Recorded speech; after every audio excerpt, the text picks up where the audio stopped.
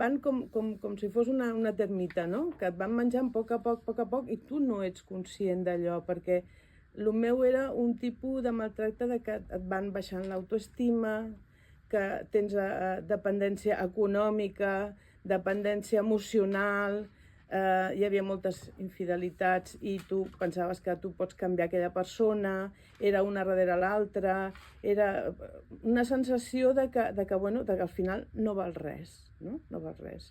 I tothom suposo que tenim un límit, uns el tenen més alt, altres més baix, i llavors va haver-hi un moment en què, allò que es diu, no? Que la gota vessa, no? el got, i dius, fins aquí, no? I vaig dir fins aquí. El que passa que t'ho planteges amb una edat, també, que dius, i ara què faig de la meva vida, no? Li he dedicat tota la meva vida i no sóc res, penses que no ets res. Però jo des d'aquí el que sí voldria dir és que sempre es pot sortir, sigui l'edat que sigui, i sempre es trobes algú que et pot ajudar. És ser conscient de que t'està passant això. Però és complicat, és complicat.